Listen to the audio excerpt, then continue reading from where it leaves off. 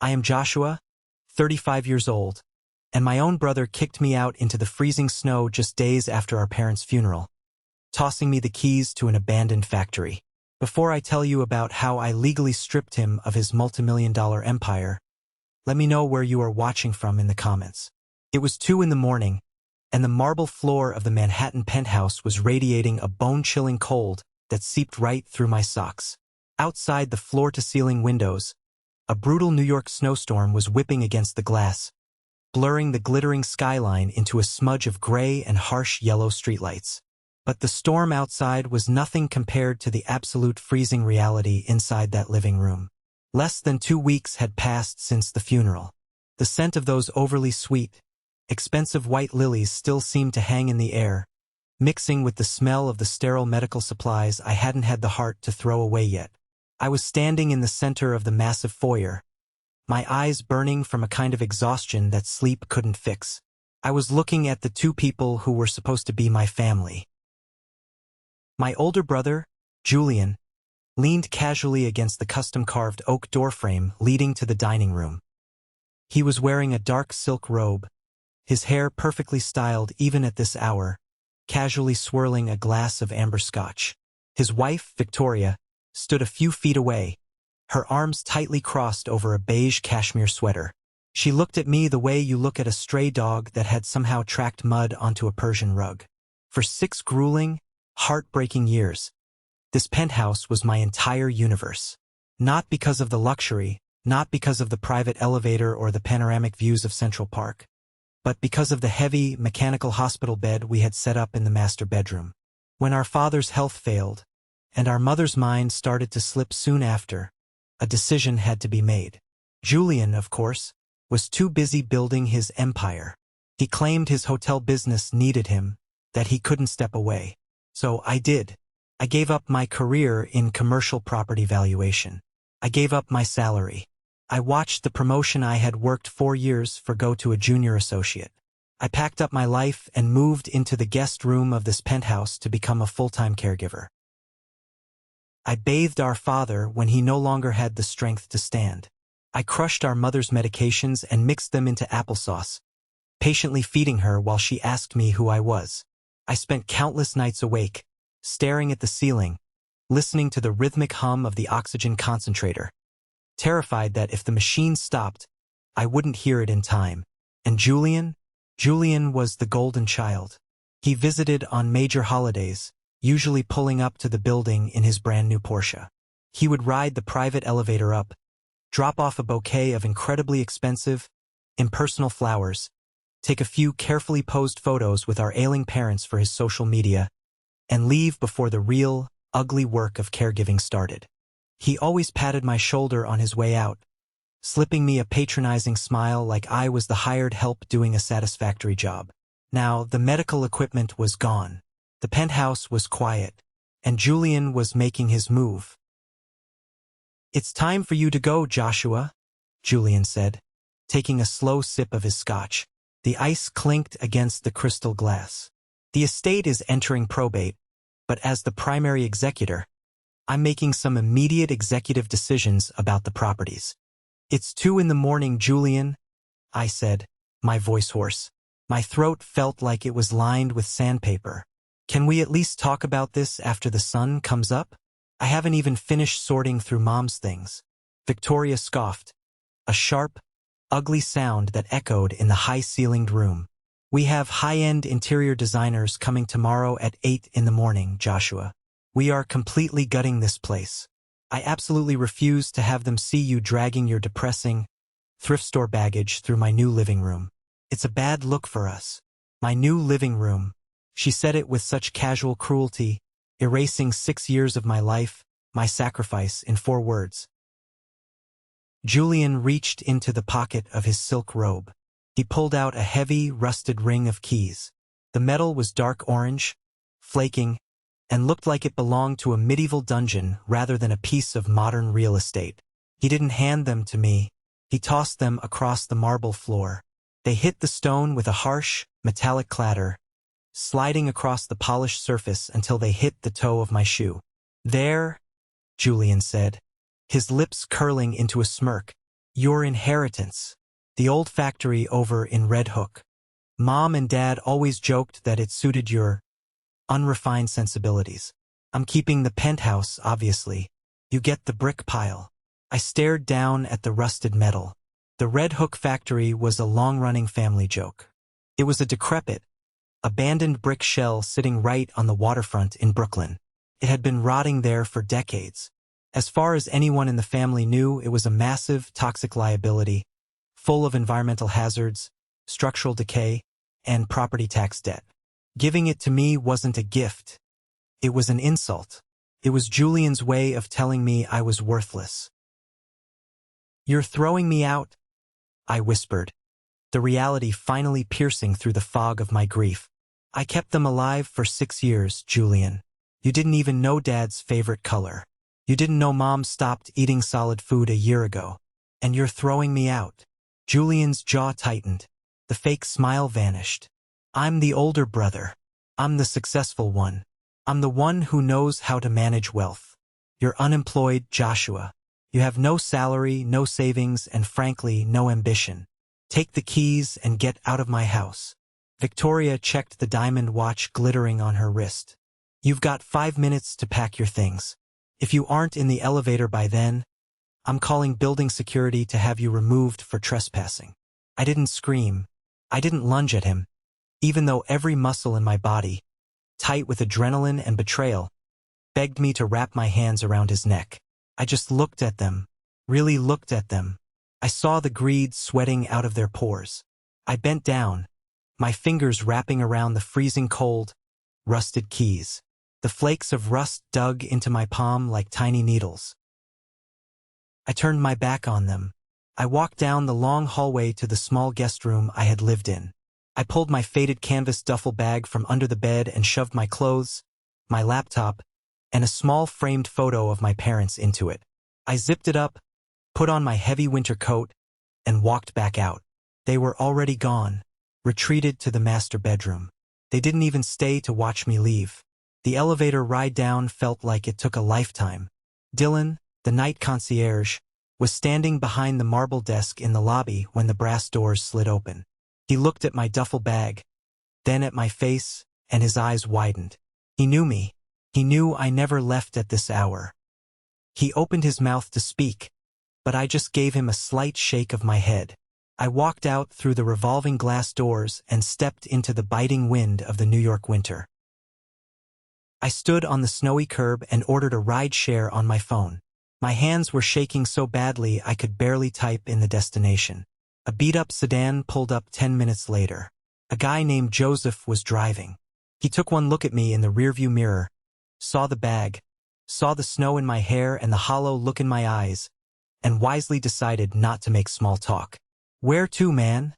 he asked quietly. "Red Hook, Brooklyn," I replied, my voice completely flat. The drive took almost an hour through the dark, icy streets. When Joseph finally pulled up to the curb near the waterfront, he put the car in park and turned around to look at me. The neighborhood was dead silent, illuminated only by a few flickering orange street lamps. "You sure about this, man?" Joseph asked, his brow furrowed with genuine concern. "There's nothing out here but rats and broken glass." I looked out the window. The factory loomed in the darkness like a massive, rotting beast. The brick walls were scarred and crumbling. The chain-link fence surrounding the perimeter was heavily damaged, blowing slightly in the freezing wind, scraping against the concrete. Half the windows on the upper floor were completely shattered, looking like hollow black eyes. "I'm sure," I said. I tipped him a $20 bill, grabbed my bag, and stepped out into the night. The wind off the East River was absolutely brutal. Cut through my wool coat like a serrated knife, biting into my skin. I stood on the cracked pavement, staring up at the monolithic brick structure that Julian thought was a fitting punishment for my years of loyalty. I walked up to the heavy steel side door. I fumbled with the rusted ring of keys, my fingers numb from the cold. I tried the first key. It wouldn't even slide into the lock. I tried the second. It went in but wouldn't turn. Finally, the third key, a thick, jagged piece of brass, slid in and turned with a heavy, satisfying click. I threw my shoulder against the steel door. The rusted hinges screamed into the quiet night as I shoved it open. I stepped inside and pulled the door shut behind me, plunging myself into pitch blackness. I pulled out my phone and turned on the flashlight. The beam cut through the darkness, illuminating floating particles of dust. The air inside smelled like old engine oil, damp brick, and decades of decay. Debris was scattered everywhere. Overturned wooden pallets, rusted metal barrels, and shattered glass crunching under my boots. At first glance, the massive industrial floor looked exactly like what Julian had claimed it was. A worthless, toxic pile of junk. But I was a commercial property evaluator. Before my life became about heart monitors and pill organizers, my entire career was built on walking into spaces and seeing what others missed. I evaluate structures, systems, and hidden values for a living. And as my flashlight beam swept across the far wall, the analytical part of my brain, dormant for 6 years, suddenly snapped awake. Something here did not make sense. My light hit a massive electrical junction box bolted to the brick wall. The conduit pipes running out of it were old, but the box itself? The box was a modern, high-capacity industrial breaker panel, and there wasn't a speck of dust on it. I walked closer, my heart starting to beat a little faster against my ribs. I looked down at the concrete floor. The entire warehouse was covered in an inch of grime, but there was a distinct, clean pathway, about 3 feet wide, swept entirely clear of debris, leading straight from the side entrance toward the back administrative offices. Someone had been walking this path. Recently, I followed the clean concrete trail. It led me to a set of metal stairs in the back corner. I climbed them, the metal groaning slightly under my weight. As I reached the second-floor landing, I noticed a subtle change. The air up here wasn't freezing. It wasn't warm exactly, but it was regulated. It lacked the bone-chilling dampness of the main floor. I walked into the main office area. It was a long corridor lined with old, dented filing cabinets and collapsed wooden desks. I started opening cabinets. Most were rusted shut, and the ones I could pry open were completely empty. But then, shoved behind a heavily damaged desk in the very back corner, my flashlight beam caught something out of place. It was a large, modern, waterproof cylindrical document tube. I dropped my duffel bag, knelt down, and pulled the tube out. I popped the heavy plastic cap off and tilted it. A roll of thick architectural blueprints slid into my hand. I spread them out over the top of the broken desk, shining my phone light over the sprawling lines. They were structural schematics for the factory. But they weren't original. They were heavily modified. And all over the margins, written in black ink, was my father's precise, narrow handwriting. I recognized his distinct double underlines immediately. I traced his notes across the paper. They detailed electrical rerouting, independent HVAC installation, and reinforced steel framing. I followed the lines until my finger stopped at a specific section of the wall right in front of me. According to the blueprint, there was a small, square room built directly into the back corner of the factory. I looked up. There was no door, just a solid wall of old brick, partially obscured by a massive, floor-to-ceiling steel filing cabinet. I walked over to the cabinet. I braced my boots against the floor, put my hands flat against the cold steel, and shoved with everything I had. It resisted at first, but then it rolled on hidden casters, sliding smoothly to the left. My breath caught in my throat. Hidden entirely behind the cabinet, perfectly blended into the surrounding brickwork with custom painting, was a solid steel, industrial-grade security door. It looked like the entrance to a bank vault. And right next to the heavy handle mounted flush into the wall was a small, sleek biometric fingerprint scanner. A tiny, steady red LED light glowed in the darkness. It had power, active power. Suddenly, a memory hit me like a physical blow. 10 years ago, my dad had dragged me out of my apartment on a Saturday morning. He drove me to this exact building. He told me it was just a routine inspection of a dead asset. He walked me up these stairs, brought me to this exact wall, and told me to put my hand on a small glass pad. I thought he was being eccentric. He just smiled, patted my shoulder, and muttered something about a man always needing a backup plan. My hand trembled violently as I lifted it. The cold air suddenly felt suffocating. I pressed my right thumb flat against the cold glass of the scanner. For a second, nothing happened. Then the scanner beeped. The red light flipped to a vibrant green. Deep inside the steel door, a heavy motorized deadbolt disengaged with a loud, mechanical thud that echoed through the empty factory. I grabbed the thick handle and pulled. The heavy door swung outward with a soft hiss, releasing a rush of dry, perfectly climate-controlled air.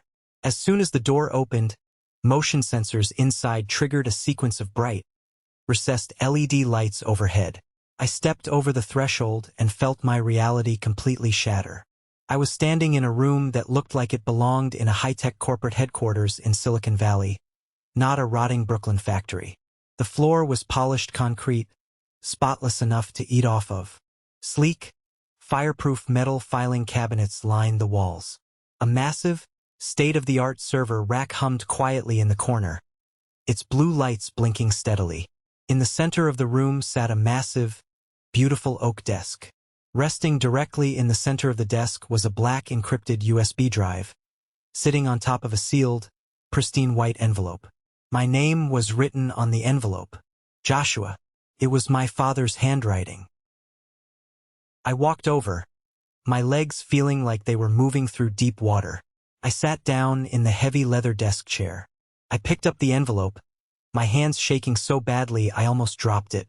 I tore the paper open and pulled out a single sheet of heavy cardstock. Joshua, if you are reading this, it means the worst has happened. It means your mother and I are gone. And it means the people who only value appearances have finally shown you exactly who they are. Julian has always been blind to what matters. We knew he would take the shiny bait. We knew he would look at the penthouse and think he won. But true power doesn't need to show off, son. Now it is your turn to take the power. Look at the drive. Understand what you hold. Tears, hot and fast, finally spilled over my eyelashes. They tracked down my cold cheeks and dropped onto the letter. For 6 years, I thought they didn't see me. I thought Julian was the favorite, the golden boy who got everything while I got the burden. But they knew. They knew exactly who he was, and they knew exactly who I was. I wiped my face with the back of my sleeve, a newfound fire igniting in my chest. I grabbed the USB drive and plugged it into the sleek laptop sitting on the desk. Password prompt appeared. I didn't even have to think. I typed in my mother's maiden name and my father's birth year. The screen flickered, and a massive directory of folders populated the screen. They were meticulously organized. I opened the primary folder, labeled Bennett Land and Title Holdings. I had never heard of this company in my entire life. I clicked through the corporate formation documents. My parents were the sole stakeholders, entirely hidden behind 3 layers of complex blind trusts, and I was listed as the sole executor and beneficiary. I opened the asset ledger. The factory in Red Hook was listed as the registered corporate address. But it wasn't the main asset. The factory was literally just a mailbox. I dug deeper, opening the folder labeled Land Surveys and Title Chains. I started reading the legal descriptions of the parcels owned by the holding company. My jaw dropped. The air left my lungs. Bennett Land and Title Holdings owned the ground rights to a massive commercial and residential parcel in Lower Manhattan. I read the address. I rubbed my eyes and read it again. It was the exact plot of land sitting directly underneath Julian's penthouse building. Julian didn't own the land. Nobody in that glittering glass tower owned the dirt it sat on. The entire luxury building was constructed on a 99-year commercial ground lease. My parents had quietly bought the underlying dirt 30 years ago during a market dip and never told a soul. I opened the master lease agreement. My eyes scanned the dense legal text, looking for the expiration terms. I scrolled down. I found the date. The 99-year lease expired in exactly 25 days. In commercial real estate, an expiring ground lease is a ticking time bomb. If a new lease agreement is not negotiated and signed by the property owners and the landowner before the expiration date, the landowner, which was now legally me, had the right to assume total ownership of the structures built on the property, or force a catastrophic renegotiation that would bleed the building owners dry. I leaned back in the chair, my mind spinning at 1,000 miles an hour. I opened another folder labeled Julian Financials. My father had been secretly tracking his golden boy. Julian had recently launched a massive, aggressively ambitious expansion of his luxury hotel brand. To fund it, he took out a colossal commercial loan. And what did he use as the primary collateral to secure that $40 million loan? His equity in the penthouse and his ownership stake in the building's management group. He leveraged a building sitting on rented dirt. If the bank found out the ground lease was expiring and the landowner was hostile, Julian's collateral would instantly evaporate. His loan would default. His empire would collapse overnight.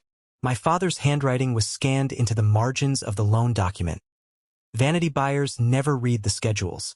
He thinks he owns the sky, but he forgot to check who owns the ground.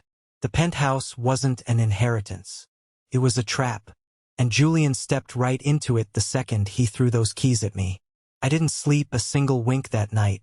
I sat in that leather chair inside the biometric vault for 12 straight hours, reading every single contract, every trust document, every financial schedule on that USB drive until the legal jargon was burned into the back of my eyelids. By the time I finally leaned back and rubbed my burning eyes, the morning sun was trying to peek through the shattered windows of the factory above me. Suddenly, my phone vibrated violently against the heavy oak desk, shattering the absolute silence of the underground room. I picked it up, the screen illuminated with a name I had hoped not to see for a very long time. Julian. I stared at it. He was calling at exactly noon. I let it ring 3 times, taking a slow, deep breath to steady my racing heart. I cleared my throat, forcing my voice to sound tired and defeated, and hit answer. Joshua. Hey, buddy. Julian's voice boomed through the speaker. It was his signature fake-friendly tone, the one he used when he was trying to charm an investor or close a bad deal. It was a tone completely devoid of the venom he had sprayed at me just 10 hours earlier. Julian, I said flatly, giving him absolutely nothing to work with. Listen, Victoria and I were talking this morning over breakfast. He continued, sounding incredibly casual, as if he hadn't just thrown his own blood onto the street at 2 a.m. during a snowstorm. We feel terrible about last night. We really do. Emotions were just running so incredibly high after the funeral. You know how it is. Grief makes us all do crazy things. We weren't thinking straight. Right? Grief, I echoed, staring at the multi-million-dollar ground lease document glowing on my laptop screen. Exactly, Julian said, seizing on my quiet tone, probably assuming I was depressed and desperate. Anyway, I was thinking about that factory. Mom and Dad meant well, they really did, but they really strapped you with a nightmare. I had my accountant run some preliminary numbers. The property taxes alone on that waterfront zoning are going to drown you in 6 months. Plus, there are environmental cleanup codes, structural liabilities, potential asbestos. It's a massive mess. You don't have the salary for that kind of upkeep anymore, Josh. Not since you quit your job. He paused, clearly waiting for me to sound panicked. Waiting for me to beg for help. I stayed completely, terrifyingly silent. So, Julian pressed on, his voice taking on the tone of a benevolent savior. I want to help you out. You're my brother. I'll buy the factory from you. $40,000. Cash. I actually had to cover my mouth to stop myself from laughing out loud. 40,000, I repeated, letting the number hang in the air. It's a very fair market value for a distressed asset, Julian lied smoothly. It gets you a nice apartment, gives you a fresh start, maybe a little college fund if you ever decide to go back to school. And I'll take on the headache of dealing with the city and the demolition. Consider it my way of making things right between us. $40,000. He was trying to buy a corporate holding company that controlled the ground rights to tens of millions of dollars in premium Manhattan real estate for the price of a mid-tier used sedan. He thought I was an absolute idiot. He thought I was just the pathetic, unemployed brother who had spent 6 years wiping counters and crushing pills, completely detached from the business world. "That's a very generous offer, Julian," I said, keeping my voice perfectly level. "I know it is, buddy. I just want to look out for you. Let's meet for coffee today. I'll have my lawyer draft up a simple transfer deed. We sign it, I hand you a cashier's check, and you walk away clean and stress-free. Send me the address," I said. 3 hours later, I walked into a high-end, exposed brick cafe in Brooklyn Heights. It was the kind of pretentious place that charged $12 for a pour-over espresso and played indie acoustic music just a little too loudly. I stood by the counter and watched through the massive front window. Right on time, a sleek, midnight black Rolls-Royce pulled up to the curb, illegally parking in a loading zone. Victoria stepped out first. She was wearing a designer trench coat that cost more than my first car, holding a Birkin bag, and wearing oversized sunglasses that covered half her face. Julian followed, wearing a tailored navy suit that screamed Wall Street money. They walked in, looking around the cafe as if the air inside was somehow beneath them. They spotted me sitting in a corner booth. Victoria didn't even bother to take off her sunglasses as she slid into the booth across from me. She immediately pulled out her phone and started scrolling, completely ignoring my presence.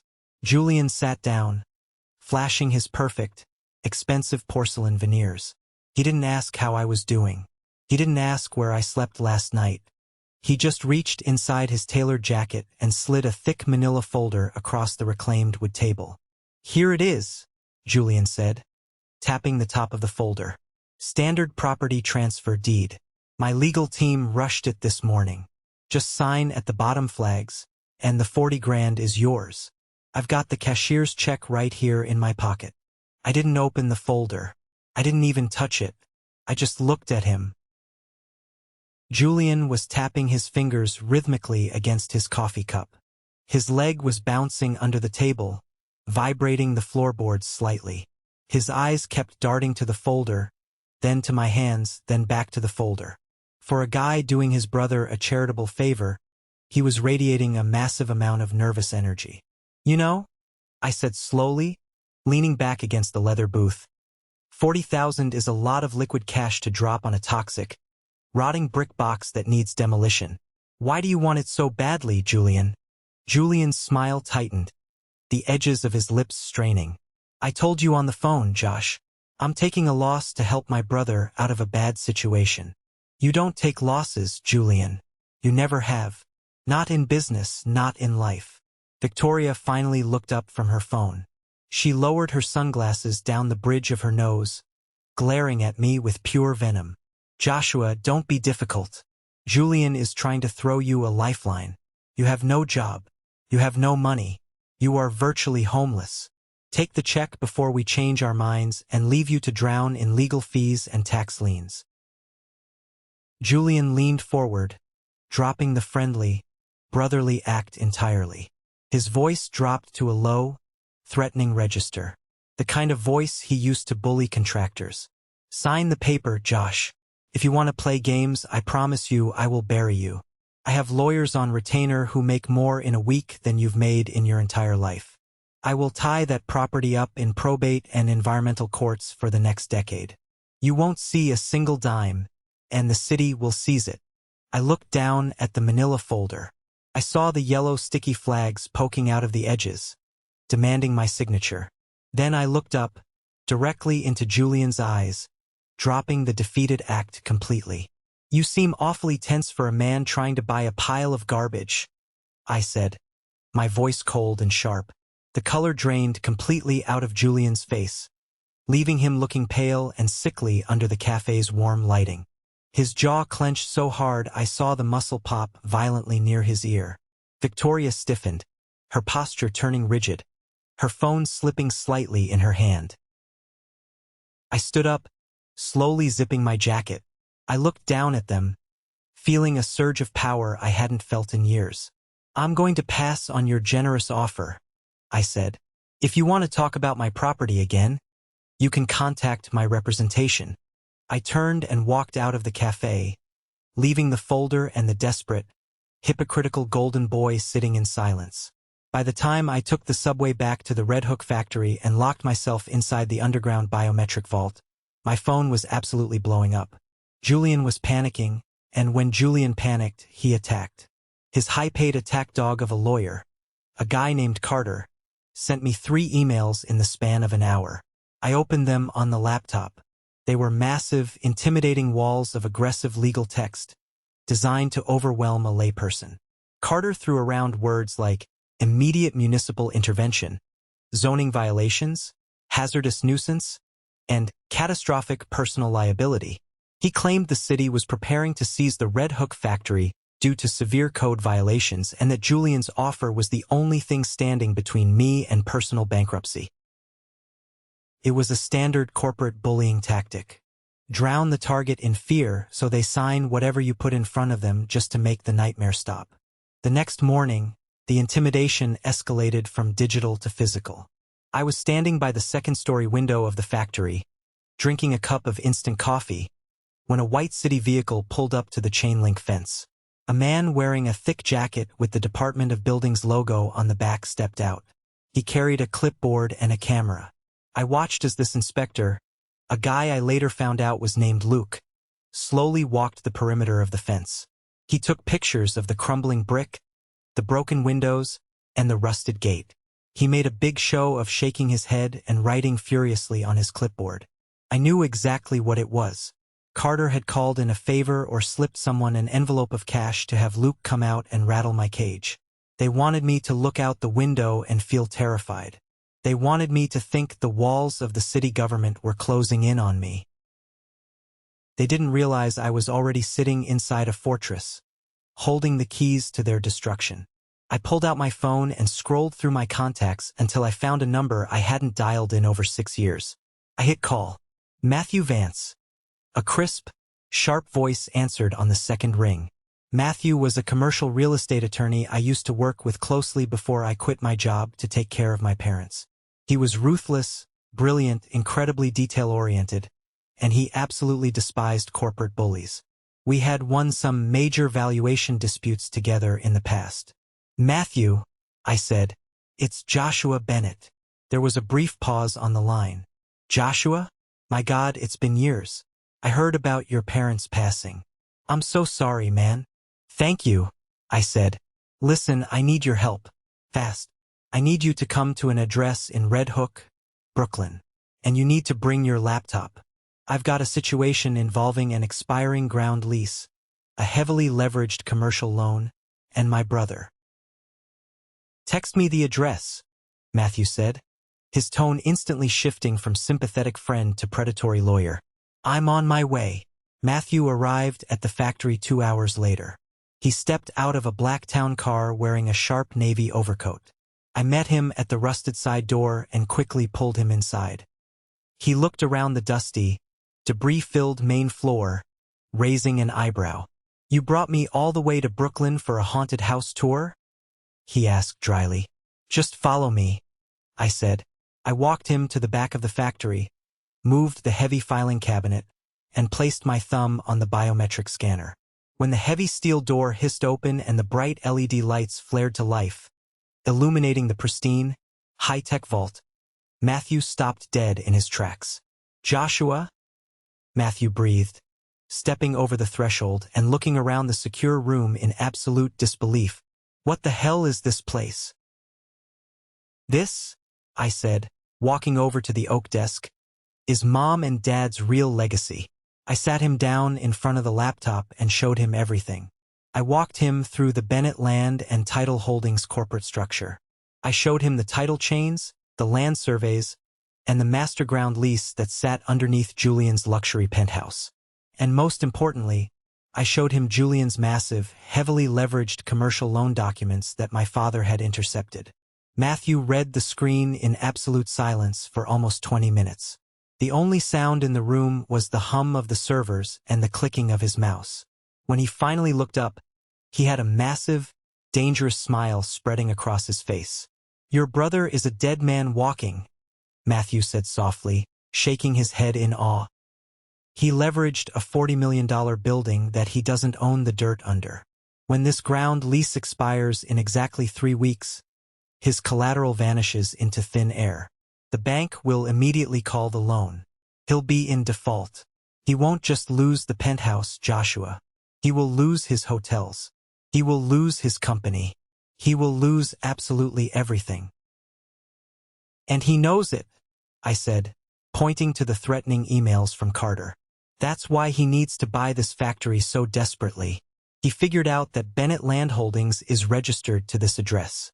If he buys the factory for 40 grand, he thinks he acquires the holding company, and he can renew his own ground lease before the bank finds out. Matthew laughed. A sharp, barking sound. He's terrified.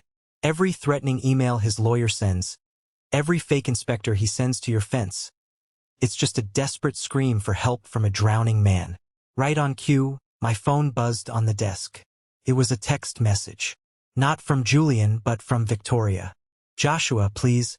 I know Julian was harsh yesterday at the cafe, but we are family. Let's stop fighting.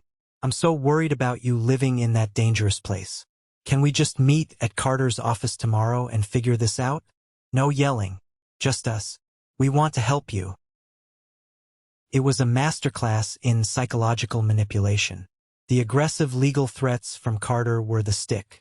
Victoria's fake, tearful warmth was the carrot. They were trying to herd me into a corner, breaking me down emotionally and legally. What do you want to do? Matthew asked, leaning back in his chair, folding his arms. I stared at the text message. I remembered the cold marble of the penthouse floor. I remembered the smirk on Julian's face when he threw the rusted keys at my feet. I remembered the 5 minutes I was given to pack 6 years of my life away. I want to make them feel invincible, I said, my voice ice cold. I want them to think they've successfully broken me. I typed out a carefully crafted response to Victoria, making sure to sound pathetic. I'm exhausted, Victoria. You're right, I can't afford these legal fights with the city. The inspector was here today. I'm scared of the fines. I just want this nightmare over with. Tell Julian I'll sign the papers tomorrow at Carter's office. Just have the check ready so I can get a motel. Her reply came back in less than 10 seconds. I'm so proud of you for being reasonable, Joshua. I knew you'd come to your senses. See you tomorrow at 2 p.m. Matthew looked at the screen and grinned, showing his teeth. They're going to set a stage. They want an audience to watch you surrender. They want to show off. Let them, I said, closing the laptop. We're going to burn the stage down. Carter's law office was located in Midtown Manhattan, high up in a glittering glass skyscraper. It was exactly what you would expect from a firm that charged $1,000 an hour. The lobby featured imported Italian marble, floor-to-ceiling glass windows overlooking Central Park, massive mahogany tables, and an aggressive amount of confusing modern art.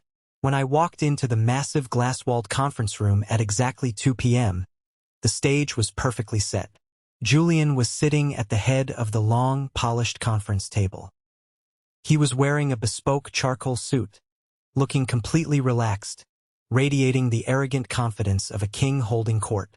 Victoria sat next to him, wearing a pristine white designer dress, sipping sparkling water from a crystal glass. Carter, the lawyer, stood off to the side, organizing a neat stack of legal documents with a smug look on his face. But as Matthew had predicted, they weren't alone. Sitting across from Julian were 2 men I didn't recognize immediately. One was an older, stern-looking man in a gray suit. The other was younger, constantly checking his phone. Julian had intentionally scheduled a funding review meeting at the exact same time as my signing. The older man was David, the senior vice president of the massive investment fund underwriting Julian's hotel expansion. The younger man was Christopher, Julian's primary business partner. Julian wanted his investors to watch him effortlessly crush a legal hurdle. He wanted to look like a master negotiator dealing with a pathetic, desperate peasant. Joshua, Julian said, standing up and opening his arms wide like a benevolent savior welcoming a lost sheep. Come in, come in. Have a seat. You look tired, buddy. I walked over, intentionally dragging my feet slightly. I sat at the far end of the long mahogany table. I hunched my shoulders. I avoided eye contact. I played the part of the defeated, exhausted younger brother to absolute perfection. Carter stepped forward and slid a thick stack of papers across the polished wood, along with a heavy, expensive silver pen. "Standard transfer of property," Carter said smoothly, his voice echoing loudly in the large room, making sure the investors heard every word. "By signing this, you are transferring all rights, titles, and interests in the Red Hook property, and any and all associated corporate entities registered to that address, to Julian Bennett. In exchange, Julian is gifting you $40,000 to help you get back on your feet." David, the senior investor, checked his gold watch impatiently. "Julian, we really need to get to the collateral review for the $40 million hotel expansion. Is this family charity matter going to take much longer?" "Not at all, David," Julian smiled confidently, waving a hand dismissively in my direction. "Just doing a little charity work for my little brother. He's had a rough time adjusting to the real world. Joshua, just sign the bottom tabs where it says, Seller." I picked up the heavy silver pen. I rolled it slowly between my fingers. The room went dead silent. Everyone was watching me. Julian's eyes were locked onto the tip of the pen, practically burning a hole through the paper. He was seconds away from salvation. "I have a quick question about the Associated Corporate Entities Clause," I said quietly, looking up. Julian sighed loudly, rolling his eyes dramatically for the benefit of his investors. "Joshua, please, don't make this difficult in front of my guests. It's standard boilerplate language. Just sign it so we can move on." Before Julian could say another word, the heavy glass door of the conference room swung open with a loud click. Matthew walked in. He was wearing a razor-sharp navy suit, carrying a thick leather briefcase. He didn't ask for permission. He didn't introduce himself to the receptionist. He walked straight past Carter, straight past the investors, and stood directly at my side at the end of the table. "Excuse me, who the hell are you?" Carter demanded, his face flushing red as he stood up. "This is a private legal meeting. I am Matthew Vance, legal counsel for Mr. Joshua Bennett," Matthew said, his voice ringing with absolute, booming authority that commanded the room. He unlatched his leather briefcase and pulled out 4 thick, beautifully bound dossiers. He tossed one onto the table in front of Carter, slid one to Julian, and slid the last one directly down the polished wood to David, the senior investor. "What is this?" Julian snapped, his confident facade cracking instantly, his eyes darting frantically between me and Matthew. "That," I said, dropping the silver pen onto the table with a loud clatter, "is a reality check." Matthew didn't look at Julian. He looked directly at David. "Sir, I believe your firm is currently underwriting a $40 million commercial expansion loan for Julian Bennett. And I believe that loan is secured primarily by his equity in the Mercer Penthouse Tower and its management group." David narrowed his eyes, bristling at the intrusion. "That is highly confidential financial information. How do you know that? And what does it have to do with this property transfer?" "It has everything to do with it," Matthew smiled coldly, "because Julian doesn't own the ground that building sits on. He owns the concrete and glass in the sky. The land underneath the tower is owned by Bennett Land and Title Holdings, a company which is currently controlled entirely by my client, Joshua Bennett." The temperature in the room seemed to drop 10 degrees in a single second. Victoria froze in her chair, her glass of sparkling water stopping halfway to her mouth. "That's a lie," Julian shouted, slamming both his hands violently onto the mahogany table. "My parents owned that holding company. It defaults to the estate. I am the executor. It was transferred to an irrevocable blind trust 10 years ago," Matthew corrected smoothly, opening his own copy of the dossier. "A trust that named Joshua as the sole executor and sole beneficiary upon their passing. You tried to buy the factory for $40,000 today because you found out the holding company was registered there. You knew the 99-year ground lease on your building expires in exactly 25 days. David opened the dossier. His eyes scanned the highlighted documents at lightning speed. As a senior investment banker, he understood the catastrophic math immediately. I watched the blood drain entirely from David's face, leaving him looking like a ghost. David looked up slowly, staring at Julian with pure, unadulterated rage. The ground lease is expiring? You used a building with an expiring ground lease as primary collateral for a $40 million loan. David, listen. I can explain. It's a misunderstanding. Julian stammered, heavy sweat instantly breaking out on his forehead, his voice pitching up in panic. If a new lease isn't signed in 3 weeks, the landowner takes legal possession of the improvements. Christopher, the business partner, said, his voice trembling as he realized he was legally tied to this financial disaster. Julian, your equity goes to absolute zero. You're completely wiped out. I won't sign a renewal, I said clearly. My voice cut through the rising panic in the room like a blade. Julian whipped his head toward me. His eyes were wide with absolute terror. The arrogant, untouchable golden boy was completely gone. In his place was a desperate, cornered animal staring at a firing squad. Joshua, please, Julian begged, his voice cracking, his hands shaking as he reached across the table toward me. You can't do this. You'll ruin me. I'll lose the company. I'll lose the penthouse. I'll go to federal prison for bank fraud if the collateral zeroes out. We're brothers. I looked at him. I looked at Victoria, who was staring at me with genuine horror, her perfect, elitist mask completely shattered into a million pieces. I'm not ruining you, Julian, I said softly, leaning forward, resting my forearms on the table. I'm just refusing to save you from a massive mistake you made because you thought appearances were the same thing as ownership. You threw me out into the snow because you thought I was worthless. Now, you have 5 minutes to figure out your next move before the bank calls the police. Because I am done with you. I stood up, slowly buttoned my jacket, and walked out of the glass room, leaving them to the wolves. This is the moment that changed everything, when I finally took back control of my life. Thank you for being patient and sticking with me this far. You are amazing. Please help me by liking the video and commenting the number 1 below, so I know you are still here with me. This not only helps more people find this story, but also lets me know that my experiences mean something to someone. Your support is the biggest motivation for me to continue sharing the rest of this journey. I didn't even make it to the elevator bank at the end of the hallway before the screaming started inside the conference room. Even through the thick, soundproof glass of Carter's office, I could hear David yelling at the top of his lungs. I glanced back over my shoulder. David was already on his cell phone, aggressively pacing the room, his face red with fury, barking orders to his risk management team to instantly freeze every single cent of Julian's credit lines. Christopher was shoving his finger hard into Julian's chest, shouting about filing a massive lawsuit for catastrophic misrepresentation and fraud.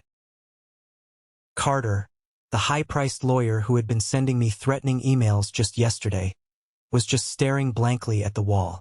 He knew he was standing at ground zero of a massive financial bomb, and his firm's name was going to be dragged through the mud. I hit the down button for the elevator. The brass doors opened, and as I stepped inside and the doors closed, I closed my eyes. I felt a massive, suffocating weight, a weight I had been carrying for 6 years, finally lift off my chest. For years, I lived in the shadow of my brother's manufactured greatness. I let him make me feel small. Now, the harsh sunlight of reality was finally hitting the truth. The chain reaction of Julian's collapse was terrifyingly fast. In the high-stakes financial world, trust is the only real currency. Once David pulled the funding and flagged the collateral as toxic, the blood was in the water. By Wednesday of that week, rumors leaked to the financial press that Julian Bennett's collateral was fraudulent. 2 other major lenders, terrified of losing their money, immediately called in their existing loans, triggering a devastating cascade of default clauses. Julian tried to scramble. He tried to liquidate his assets, but you can't sell a luxury penthouse when the land underneath it is about to revert to a hostile owner. His entire net worth was tied up in paper valuations that required a stable ground lease to exist. Without my signature renewing that lease, His empire was just a fragile castle built on sand. And the tide had just come in. And Victoria? Her fall was quieter, but just as brutal and humiliating. Victoria had built her entire career in luxury real estate brokerage on the illusion of elite stability and inside connections. She was the woman who knew everyone, who had access to the most exclusive rooms and the wealthiest clients. But the moment the lawsuit from Christopher hit the public dockets, exposing the fact that her husband had committed massive financial negligence involving a major property, she became instantly radioactive. I heard about it from Matthew a few days later over lunch. Andrew, the managing director of Victoria's elite brokerage firm, called her into his office on a Friday morning. He fired her on the spot. He didn't even let her go back to her desk to pack her own belongings. He had building security escort her directly out of the lobby. In the world of high society, people don't tolerate the stench of failure. Her wealthy friends stopped returning her calls. The exclusive country club they practically lived at suspended their membership due to unpaid dues. Exactly 1 month later, I stood across the street from the Manhattan penthouse building. It was a cold, overcast Tuesday morning. I held a cup of black coffee from a street cart, leaning against a street lamp, watching a team of professional movers carry heavy cardboard boxes out of the glittering glass lobby. There was no audience, no dramatic final speech, no screaming match, just the quiet, pathetic, unavoidable reality of a bank foreclosure. I saw Julian walk out of the lobby. He looked like he had aged 10 years in 30 days. He was wearing a plain, wrinkled gray sweater, his shoulders slumped, his eyes staring blankly at the pavement. He didn't have his brand new Porsche anymore. The bank had seized it weeks ago to cover the outstanding interest on his defaulted loans. He climbed slowly into the passenger seat of a rented, beat-up moving van. Victoria walked out a few moments behind him. She wasn't wearing her designer sunglasses. She wasn't wearing her cashmere. She looked exhausted, her posture broken, her face pale and drawn. She didn't look like the arrogant woman who had stood in that marble foyer and given me 5 minutes to pack my bags. She looked like someone who finally understood what it meant to have absolutely nothing. The moving van started up with a sputter. They drove away, merging into the chaotic New York traffic, disappearing into the sea of yellow cabs. They didn't even look back at the building they used to rule. They lost everything because they worshipped the illusion of wealth. They thought the marble floors, the designer clothes, and the prestigious address were what made them powerful. They never bothered to look down and secure the foundation. But I did. Exactly 30 days after Julian and Victoria drove away in that rented moving van, I walked back through the revolving glass doors of the Manhattan penthouse building. I did not have a duffel bag this time. I was not being escorted out in the middle of the night. I walked straight up to the marble concierge desk. Dylan, the night concierge who had watched me leave in the freezing snow, was working the day shift. He looked up, recognized me instantly, and a wide, genuine smile broke across his face. He knew everything that had happened. The entire building knew. When a man like Julian Bennett loses his empire, the gossip spreads faster than a wildfire. Dylan handed me the master keycard without me even having to ask. I rode the private elevator up to the top floor. The doors slid open silently, and I stepped into the foyer. It was completely empty. The custom-carved oak furniture was gone. The expensive modern art that Victoria loved to brag about was stripped from the walls, leaving behind pale rectangular outlines on the expensive paint. The Persian rugs were rolled up and taken away. All that was left was the cold, echoing expanse of marble and glass. I walked slowly through the massive living room. I walked into the kitchen, running my hand along the edge of the granite countertops. I walked down the long hallway and stood in the doorway of the master bedroom.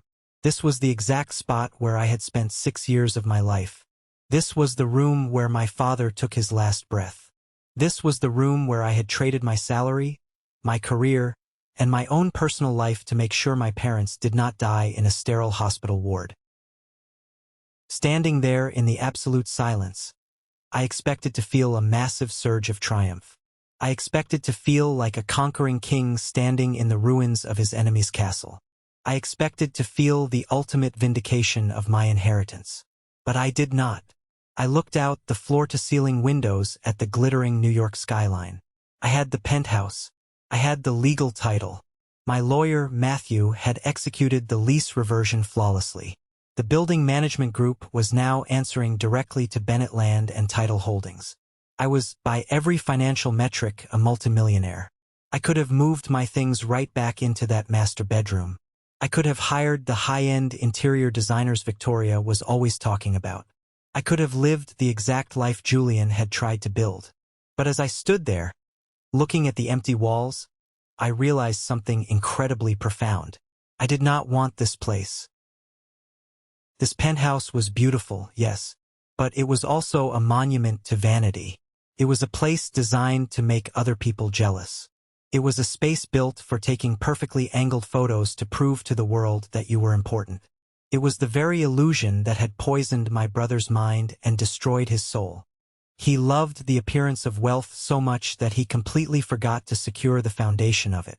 I did not need this address to know who I was. I did not need revenge to feel complete.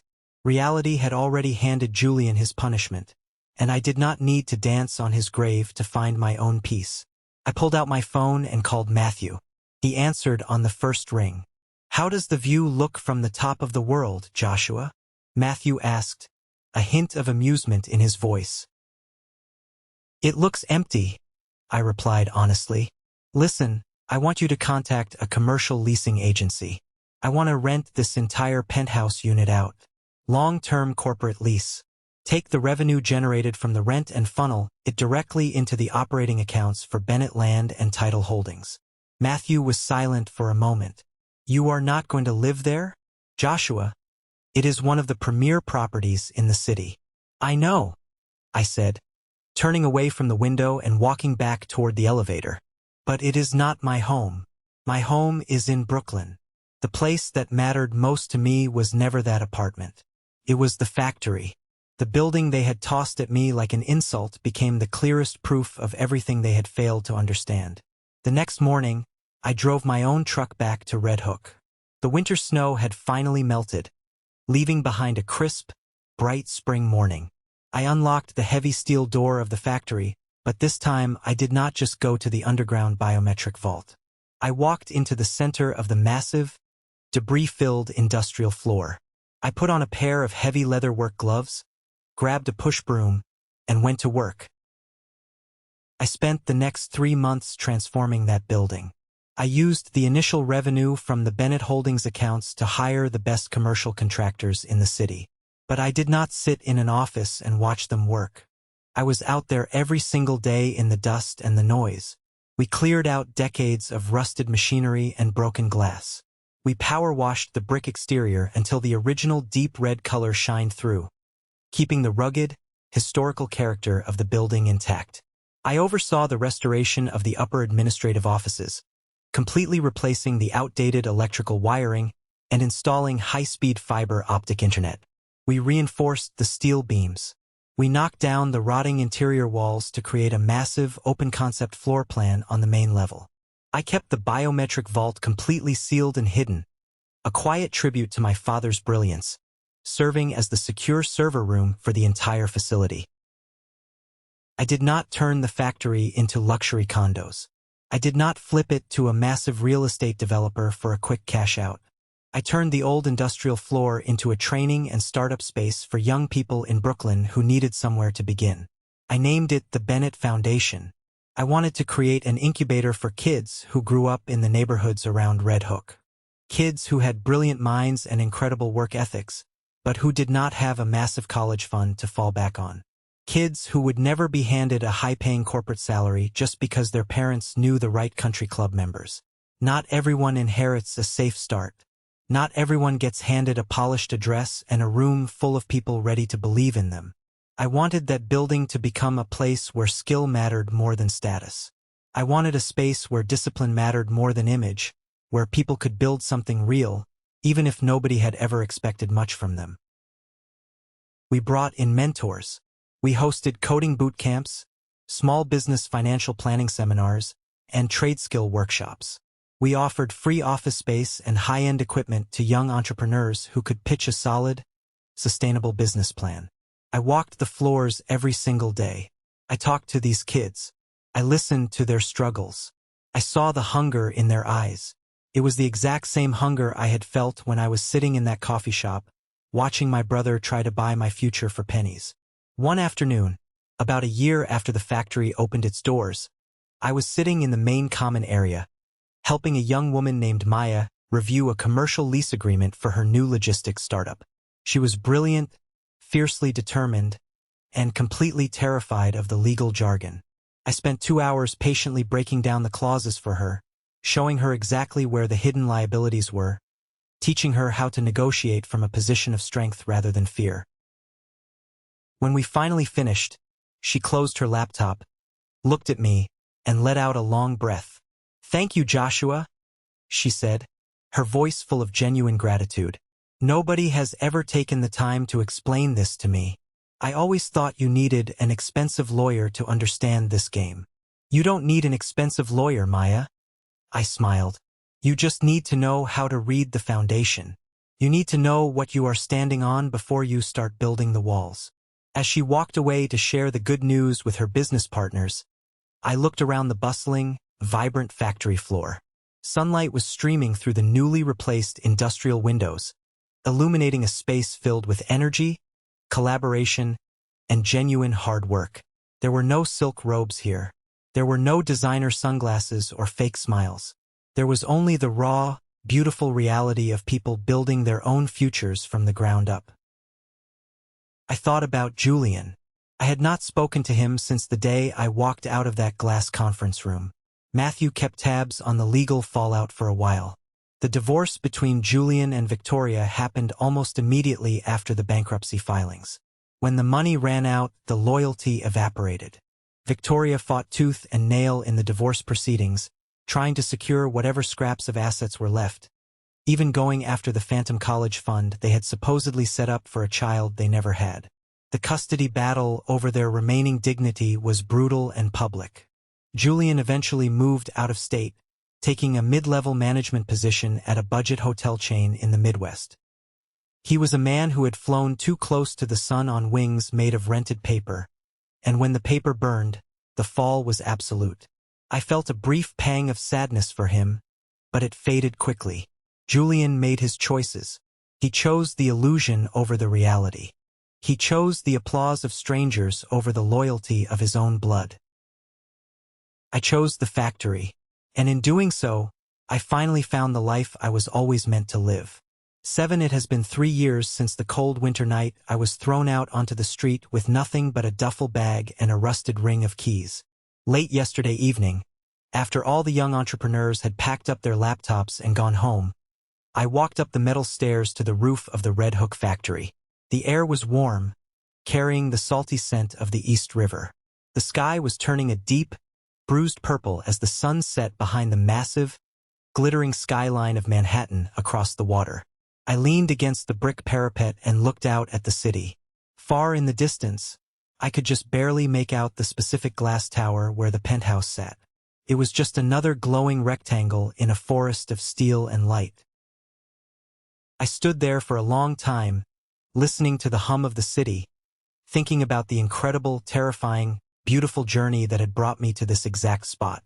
In the end, that was the ultimate lesson my parents left me, and it took losing them to finally understand it. My father and mother spent their entire lives building a quiet, unshakable empire. They did not buy yachts. They did not throw extravagant parties to impress people they secretly despised. They invested in the dirt. They invested in the foundation. They understood that real value is usually quiet. It does not always look impressive at first glance. It does not beg for attention, and it does not need to be photographed to be powerful. The things that truly hold a life together, loyalty, patience, deep knowledge, and quiet strength, are often the exact things shallow people overlook because they are too busy chasing what sparkles. Julian and Victoria thought ownership meant possession. They thought that just because they held the keys to a luxury apartment, they were untouchable. They thought power meant access to the right clubs and the right tables. They thought if something looked expensive, it had to be the ultimate prize.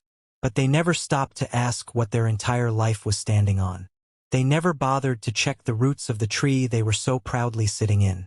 I did. I read the files. I did the heavy lifting. I spent 6 years doing the unglamorous, heartbreaking work of caregiving, learning the true meaning of duty and sacrifice. That is why they lost, and it is why I survived. I am speaking directly to you now, whoever is watching this, wherever you are. If you have ever been the person in the background, if you have ever been underestimated because you were patient, because you were quiet, because your strengths were not obvious to people who only respect loud noises and flashy displays, remember this. The strongest part of any structure is rarely the part on display. You are the rebar inside the concrete. You are the deep foundation that keeps the house from collapsing when the storm hits. People might walk all over you. They might ignore you. They might even try to throw you out into the cold because they do not understand your worth. But sooner or later, life has a way of revealing who built their future on something real and who only decorated the surface. Keep building your foundation. Keep doing the quiet work. Do not let the arrogant, flashy people in your life make you feel small. Because when the ground lease of life finally expires, the people holding the solid dirt are the ones who inherit the world. Now, before I sign off, I want to leave you with one final thought, an educational takeaway from all the chaos, the legal battles, and the family betrayal. If my story teaches you anything, let it be the critical difference between perceived wealth and actual ownership. We live in a society that is absolutely obsessed with the exterior. We are trained to admire the luxury car, the massive house, the impressive job title. But true security is never found in things you can lease, finance, or fake. True security is found in the unglamorous details. Reading the contracts, understanding your legal rights, managing your assets wisely, and building a foundation that no bank, no market crash, and no greedy relative can ever take away from you. Do not leverage your future on borrowed ground. Whether it is in business, in your relationships, or in your own personal development, always ask yourself, what is this standing on? If the foundation is rotten, no amount of expensive paint will save the house. Build slowly, build quietly, build with integrity. I want to hear from you now. What is the one lesson or takeaway from this story that resonated with you the most? Share your perspective in the comments below. Or, if this story simply brought you some value and a good reminder about life, just comment the word good, so I know you were here with me until the very end. Your interaction means the world to me, and it helps push these important lessons to others who might need to hear them today. Thank you for watching, and stay strong.